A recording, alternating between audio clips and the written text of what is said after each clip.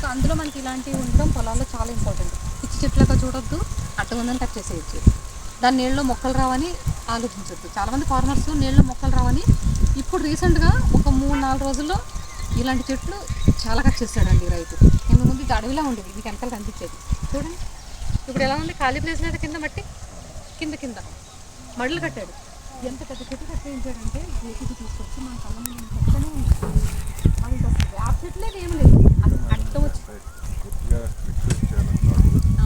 మా నాన్నగారు తాతగారు వాళ్ళు అవసరమైన లేని చెట్లు కూడా ఉంచేవారు. లేని చెట్లు అవసరం లేని తాతయ్య చేసేటప్పుడు కూడా నేను చూసేవాడిని.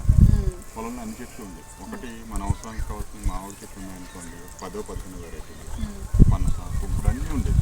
తాటి చెట్లు అన్ని అవసరం ఉండే, అవసరం లేని చెట్లు కూడా ఉండే. ఏదో మోదీ చెట్లు ఉండదండి అంటే మనకి ఇమీడియట్ మనకి అవసరం తెలియంది. తాటి చెట్టు ఉంది, అవసరం ఉండదు. నాకు ఇష్టం ఉండేది లేదు. ఎందుకు తీసేస్తారంటే ఈ చెట్లు ఉన్న చుట్టూ ఈ పెద్ద బ్రాంచెస్ వస్తాయి కదా, నీడపడి వరి సరిగ్గా పండిస్తారు. దానిలో ఏమవుతుంది, ఒక అరెకరం పావెకరం పంట పోతుంది. ఈ మామిడి చెట్లన్నీ తీసేస్తే చెప్తున్నాను ఎంత ఉంటుందంటే దీనికి పుల్లక డబ్బులు వస్తాయి. మామిడి పుల్లకి చెక్కకి వెళ్ళలేదు, పెద్ద చెట్లు ఉంటే చెక్కకి వెళ్తాయి. సో వాటికి వెళ్తాయి. వాటికి వెళ్ళిన తర్వాత ఈ మామిడి చెట్లు మళ్ళీ ఎంత ఇలా ఉన్నాయి, దొంగలు పట్టుకెళ్తాయి. మనకి ఏముంది, ఓ 1000 రూపాయలు 500 పెట్టుకుంటే పట్టుకొచ్చేస్తుంది.